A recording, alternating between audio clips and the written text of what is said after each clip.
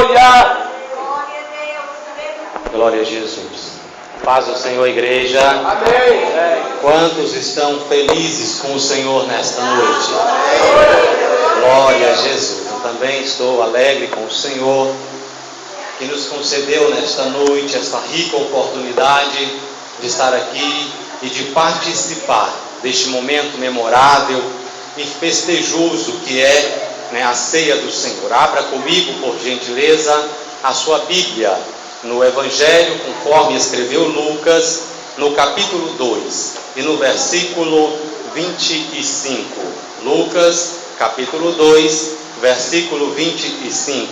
Louvado seja o nome do Senhor. Aleluia! Graças a Deus por esta oportunidade nesta noite de estar repartindo com os irmãos algo da parte do Senhor. Quando eu fui estudar a palavra do Senhor, o Senhor falou ao meu coração a respeito deste texto que nós vamos estar meditando nesta noite. Quantos encontraram podem dizer amém? Amém! Glória a Jesus. Eu vou ler, os irmãos acompanhem por gentileza. Diz assim o texto sagrado, a partir do versículo 25. Havia em Jerusalém um homem, cujo nome era Simeão. E este homem era justo e temente a Deus, esperando a consolação de Israel, e o Espírito Santo estava sobre ele. E fora-lhe revelado pelo Espírito Santo que ele não morreria antes de ter visto o Cristo do Senhor. E pelo Espírito foi ao templo. E quando os pais trouxeram o menino Jesus para com ele procederem, segundo o uso da lei, então tomou-o em seus braços e louvou a Deus e disse: Agora, Senhor, pode despedir-me em paz o teu servo, segundo a tua palavra, pois já os meus olhos viram a tua salvação, a qual tu preparaste perante a face de todos os povos, luz para iluminar as nações e para a glória do teu povo Israel. José e Maria se maravilhavam das coisas que dele se diziam.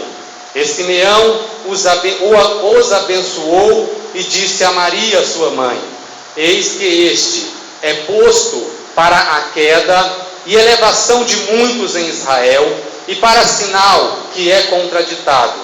E uma espada traspassará também a tua própria alma, para que se manifestem os pensamentos de muitos corações.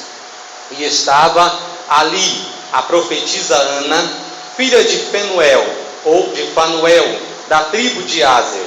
Esta era já avançada em idade, e tinha vivido com o marido 7 anos, desde a sua virgindade, e era viúva de quase 84 anos, e não se afastava do templo, servindo a Deus com jejuns e orações, de noite e de dia. E sobrevindo na mesma hora, ela dava graças a Deus e falava dele a todos os que esperavam a redenção em Jerusalém. Amém? Vamos fazer uma breve oração. Deus poderoso, Pai santo e celestial, eu dou graças ao Senhor por esta oportunidade nesta noite. Dou graças a Ti porque o Senhor é soberano, porque o Senhor é poderoso, porque o Senhor trouxe neste lugar uma dessas vidas que aqui estão. E por isso, meu Deus, nós reconhecemos que o Senhor tem poder sobre todas as coisas e rendemos graças a Ti por estarmos aqui nesta noite, por este privilégio, Senhor. Por isso te pedimos, fala conosco, ó Deus, em o nome de Jesus. Amém? Assente glorificando o Senhor.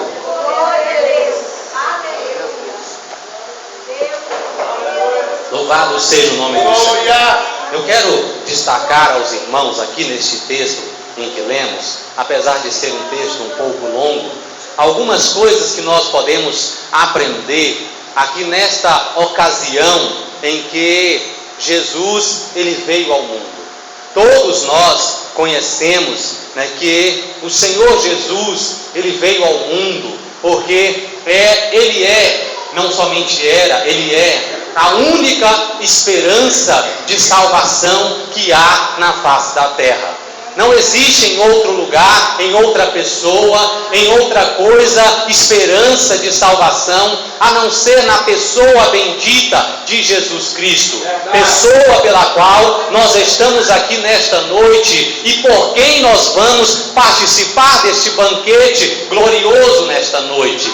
E eu estava aqui olhando na palavra do Senhor e na leitura que estou fazendo diariamente, eu estou no início do capítulo 4 de Marcos, mas quando eu estava concluindo ali a leitura de Mateus, que vem logo antes de Marcos, o Senhor me chamou a atenção quando eu comecei aqui a ler esporadicamente esse texto sagrado de Lucas no capítulo 2. Porque eu estava lendo Mateus e Marcos, este texto me chamou a atenção. Se nós analisarmos o capítulo 26 de Mateus, nós vamos encontrar nos seus primeiros versículos algo tão interessante acerca da situação em que estavam as pessoas nessa ocasião em que Jesus já estava na terra, e nós podemos então olhar para aquela situação e compará-la com a situação em que nós vivemos hoje, e nós podemos então perceber que há algumas semelhanças.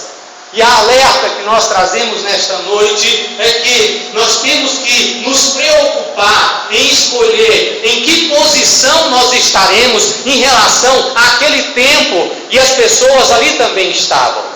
Vejam que nesse texto sagrado nós encontramos aqui o momento em que Jesus ele foi levado ao templo para ser apresentado, como era o costume.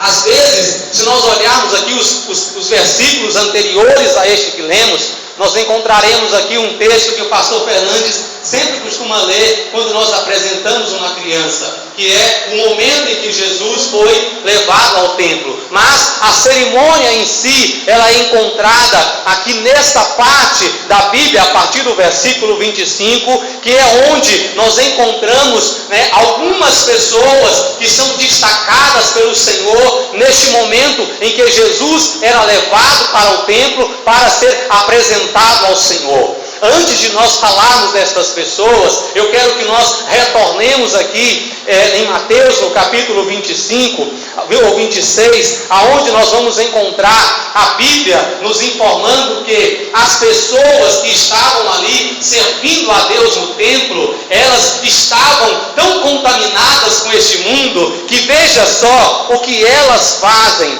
para ali manterem alguns padrões que a própria situação de Deus tê-los colocado naquela condição os preparou ou os deu, e eles então estavam tão preocupados com aquela situação que eles não estavam percebendo o que Deus estava fazendo. Veja que aqui neste texto que nós vamos apresentar, Jesus já está no final do seu ministério. Ele acabara de orientar os discípulos acerca das coisas que iriam acontecer, e ele também falara do seu próprio destino. E aí a Bíblia faz um destaque aqui tão interessante das pessoas que serviam a Deus ali, ou que achavam que serviam a Deus, porque veja só, a partir do versículo de número 3 do capítulo 26 de Mateus, a Bíblia nos registra o seguinte: olha, depois de que Jesus ele teve ali um embate com algumas pessoas ali da autarquia, da religião e também do poder político da época. As pessoas chegavam, elas queriam inquirir Jesus, deixar Jesus na parede, e Jesus as faziam ficar em silêncio, porque elas não tinham condições de respondê-lo. Após elas serem colocadas nessa situação, a Bíblia diz aqui que essas pessoas, veja no versículo 3, depois os príncipes dos sacerdotes, veja quem que está aqui, os príncipes dos sacerdotes, ou seja, entre os sacerdotes haviam os maiorais. Nós poderíamos dizer que, se fosse em nossos dias, esses príncipes dos sacerdotes, eles seriam os presidentes dos ministérios. Sim, essas eram as pessoas que na época elas se reuniram. E qual foi o objetivo desta reunião? veja só, depois os príncipes dos sacerdotes e os escribas eram os entendidos da lei, eram os entendidos das escrituras, eles se reuniram também com os anciões do povo, ou seja, existiam naquela época, pessoas que eram os maiorais do povo. Essas pessoas então, elas se reuniram, e veja qual foi o objetivo, o propósito dessa reunião. Depois, os príncipes dos sacerdotes e os escribas e os anciãos do povo reuniram-se na sala do sumo sacerdote, o qual se chamava Caifás, e consultaram-se mutuamente para prenderem Jesus com dolo e o matarem. Olha que situação lastimável que estavam as pessoas. Mas o que motivou essas pessoas a tomarem uma atitude como esta? Elas estavam preocupadas com o seu status, elas estavam preocupadas com a situação de Jesus em relação ao governo de Roma, que eles estavam submetidos. Isso poderia lhes trazer problemas por causa das doutrinas que Jesus estava ensinando, e isso então as motivou a reunirem-se e procurarem, gerarem uma situação para que Jesus ele fosse morto, mas não poderia ser uma morte qualquer. Teria que ser uma morte que mostrasse para o povo que ele tinha culpa. O dolo é culpa.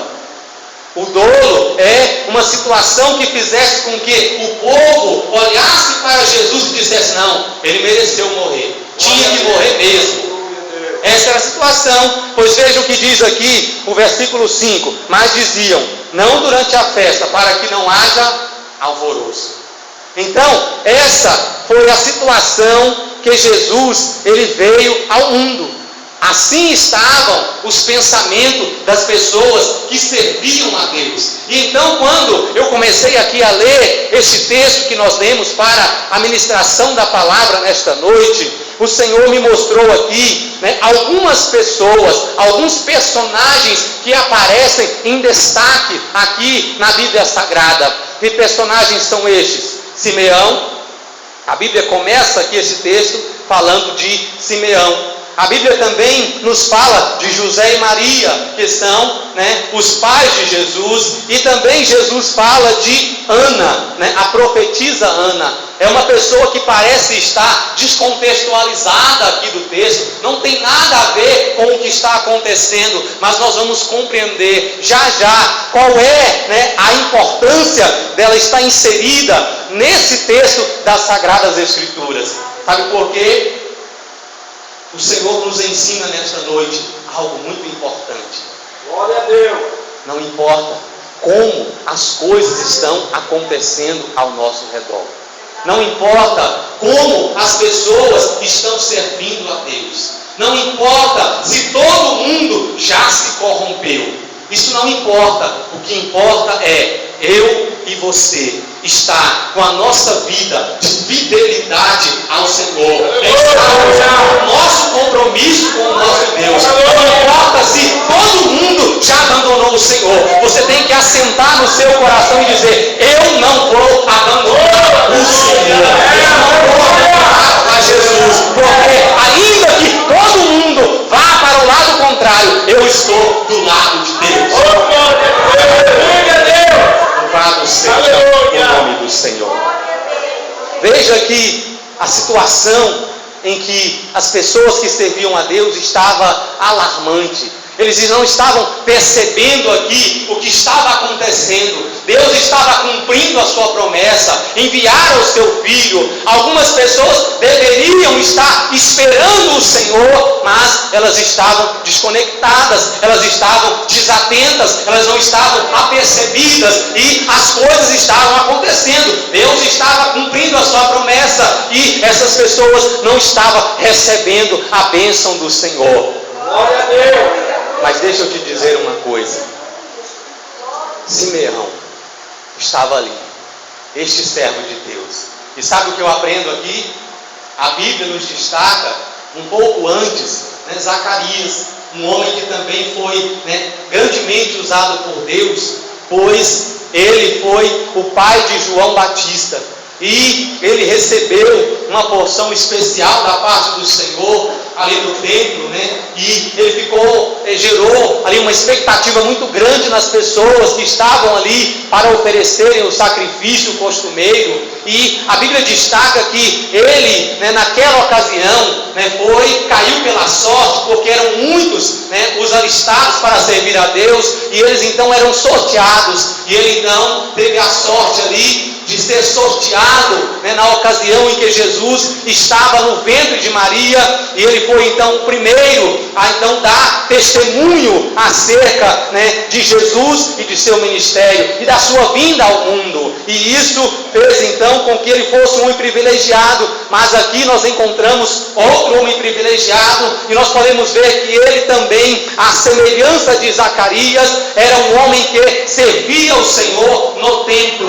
Porque ele servia o Senhor no templo, porque quando eles levaram Jesus para ser apresentado no templo, a Bíblia nos diz que ele foi quem apresentou o Senhor Jesus. Louvado seja o nome do Senhor. Veja que privilégio este homem teve. Mas o que esse homem difere das demais pessoas? Por que ele foi escolhido por Deus? Porque eu acredito que Deus o escolheu para apresentar o seu filho. Sabe por que ele foi escolhido pelo Senhor? Eu vou te revelar já já. Veja só algumas coisas que nós encontramos, ou alguns comportamentos que Simeão tinha, que destacavam das demais pessoas. A Bíblia nos diz que Simeão, ele era uma pessoa que era justo, ele era temente a Deus. E isso já é algo de fundamental importância, e é uma obrigação de cada crente. Cada pessoa que crê em Deus, que serve o Senhor, precisa ser justo e precisa ser temente a Deus. Isso não é algo que tem que ser demais na nossa vida, tem que ser algo comum em nosso meio. Louvado seja o nome do Senhor. Mas ele tinha uma característica que muitas pessoas que servem a Deus e que são tementes e que são justas não têm. O que ele tinha diferente das demais pessoas? A Bíblia diz aqui: ele estava esperando. Ele estava esperando. Ele estava esperando. Ele estava esperando a consolação de Israel, que viria por meio de Jesus Cristo. Deixa eu te fazer uma pergunta nesta noite. Você está esperando? Você está esperando? Jesus, ele disse na parábola que haviam ali 10 moças virgens que estavam esperando o noivo, mas apenas 5 delas eram prudentes e 5 eram loucas. As 5 prudentes, elas estavam de fato esperando. Sim ou não? Estavam de fato esperando. Todas pareciam estar no mesmo propósito, mas apenas 5 estavam esperando. Deixa eu te dizer uma coisa: este homem estava esperando, e isso fez dele uma pessoa diferente das demais. Sabe por quê? Esperar não é apenas você sentar, cruzar aqui as pernas e falar: vem Senhor, vem Senhor, vem Senhor. Não, esperar é você fazer algo mais, é algo além. Porque esperar a Deus não é como você esperar um parente que vem de longe e você já sabe o dia. Olha, vai ser dia 16 de janeiro, então vai chegando dia 14, dia 15, é amanhã. Não, esperar o Senhor é todo momento. Eu vou esperar o Senhor para daqui 1 minuto, eu vou esperar o Senhor para daqui 1 segundo, eu vou esperar o Senhor para daqui 1 milésimo de segundo, eu vou esperar o Senhor para agora. Assim deve ser a nossa maneira de esperar o Senhor. Por quê? Porque se nós não estivermos assim, vai acontecer conosco igual aconteceu com essas pessoas que diziam estar esperando o Senhor. Como as 5 virgens loucas que diziam estar esperando o Senhor. O Senhor chegou e elas não estavam preparadas, não estavam prontas. Mas veja só, a Bíblia diz que este homem, ele estava esperando a consolação de Israel, ou seja, ele estava esperando a promessa de Jesus acontecer nos seus dias. Olha só uma coisa, as coisas às vezes parece que vai fugindo, né, da nossa esperança, vai ficando diferente, e nós então começamos a esmorecer na esperança, nós começamos a deixar de esperar. Não deixe de esperar, porque a Bíblia nos diz que o Senhor vai voltar, e ela até chega a nos alertar. Será que quando Ele voltar, vai encontrar fé na terra? Aleluia. Então, meus queridos, não esmoreça de esperar. Então a Bíblia diz que ele estava esperando, e veja só algumas características que demonstram que ele não estava apenas sentado esperando, pois a Bíblia diz que ele era, louvado seja o nome do Senhor, que o Espírito Santo estava sobre ele. Essa é uma das partes marcantes da vida de uma pessoa que está esperando o Senhor. O Espírito Santo está sobre ela. Sabe por quê? Porque quando o Espírito Santo está sobre ela, sabe o que ele faz? Veja o versículo seguinte: e lhe fora revelado por quem? Pelo Espírito Santo. Fora-lhe revelado pelo Espírito Santo que ele não morreria sem que antes visse aquilo que ele estava esperando. Ele não morreria sem que antes ele visse o Cristo do Senhor. Aí veja só o que acontece. Ele era cheio do Espírito Santo, ou o Espírito Santo estava sobre ele. E então ele é revelado pelo Espírito Santo. E então o que o Espírito Santo faz em seguida?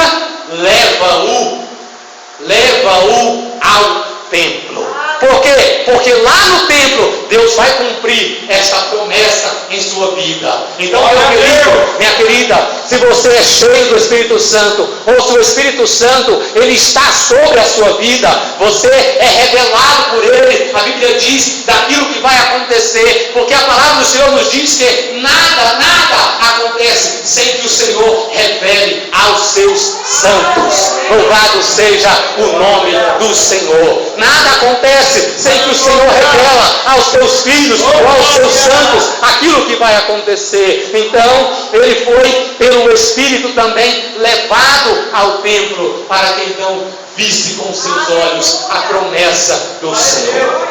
Aleluia! Louvado seja o nome do Senhor. Então, meus queridos, isso destaca Simeão como uma pessoa diferente das demais. E aqui vem, né, a lição que nós queremos concluir deste primeiro comportamento aqui deste homem, para mim e para a sua vida. Este esperar alguém ou agir diferente das demais pessoas que já estão aí com a sua fé abalada, que já estão vivendo em apostasia, faz com que Deus destaque você das demais pessoas. Veja que existiam pessoas com títulos certamente muito maiores do que este homem, mas Deus o escolhera. Por quê? Porque ele estava ligado, porque ele estava antenado, porque ele estava esperando. Então Deus o escolheu e o usou